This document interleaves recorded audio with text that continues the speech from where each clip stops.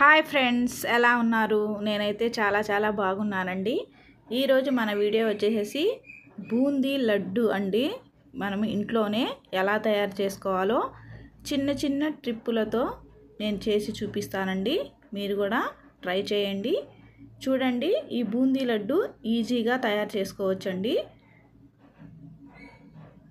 చూడండి ఎంత సాఫ్ట్గా పర్ఫెక్ట్గా వచ్చిందో. పక్కా కొలతలతో నేను చేసి చూపించబోతున్నానండి.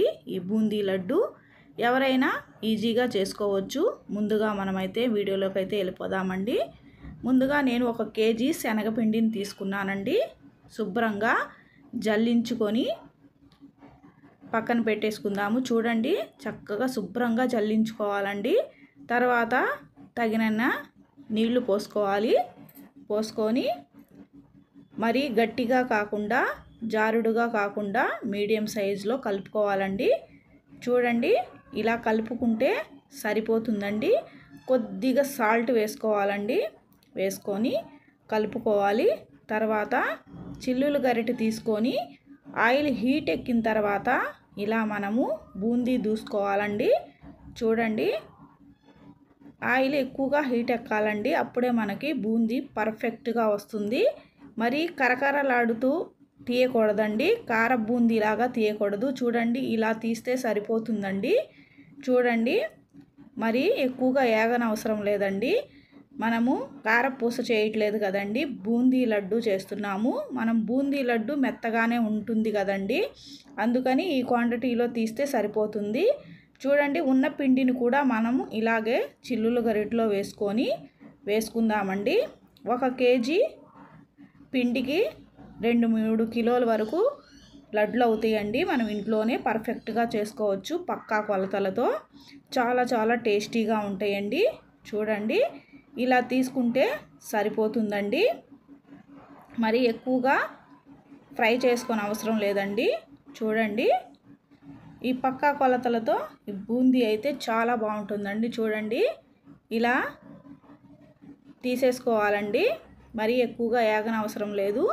ఇలా మనం చూస్తే చూడండి ఎంత మెత్తగా, ఇలా మెత్తగా ఉండాలండి బూందీ. మనం తీస్తే మరి కరకరలాడుతూ ఉండకూడదండి, క్రిస్పీగా ఉండకూడదు. ఇలా మెత్తగా ఉండాలండి బూందీ. అప్పుడే లడ్డు పర్ఫెక్ట్గా వస్తుందండి. స్వీట్ షాపుల్లో చేసే విధంగా వస్తుంది. మనం కేజీ శనగపిండి తీసుకున్నాం కదండి, అలాగే 2 కిలోలు పంచదార కూడా తీసుకుందామండి. తీసుకొని కొద్దిగా వాటర్ పోసుకొని పొయ్యి మీద పెట్టేసుకుందామండి పాకం కోసం. చూడండి, కొద్దిగా నీళ్లు పోస్తే చాలండి. 2 కిలోల పంచదారకి 1/2 గ్లాసు నీళ్లు పోసామండి.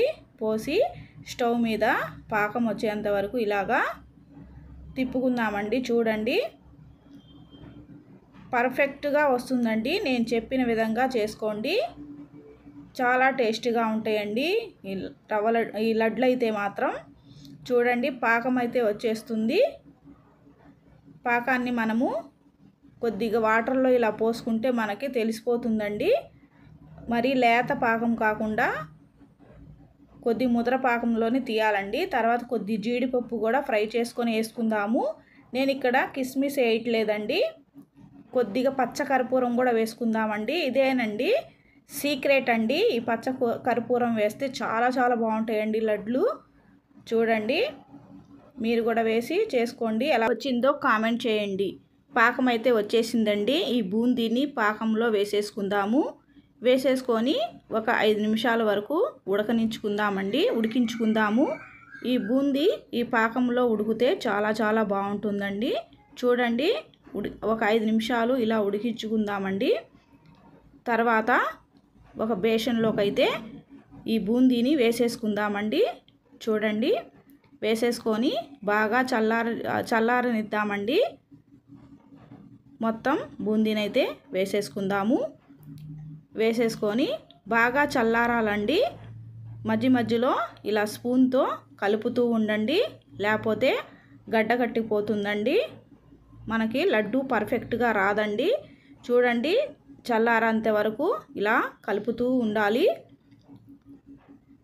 దీంట్లో కొద్దిగా యాలక్కాయల పొడి కూడా వేసేసుకుందామండి. చూడండి, చల్లారిపోయింది. కొద్దిగా గోరువెచ్చగా ఉన్నప్పుడే మనము ఈ లడ్లు అయితే చుట్టేసుకుందామండి. చూడండి, పర్ఫెక్ట్గా బూందీ లడ్డు అయితే రెడీ అయిపోయిందండి. చాలా చాలా బాగుంటాయండి. నేను చెప్పిన విధంగా పక్కా కొలతలతో చేసుకోండి. పచ్చకర్పూరం వేయటం మాత్రం మర్చిపోవద్దండి. పచ్చకర్పూరం వల్లే చాలా బాగా టేస్ట్ వస్తుందండి ఈ లడ్డూకి. అచ్చం స్వీట్ షాపులో చేసినట్టుగానే ఉంటాయండి. 10-15 రోజుల వరకు కూడా నిల్వ ఉంటాయి. మనమైతే ఇప్పుడు ఒక డబ్బాలోకి అయితే తీసేసుకుందామండి.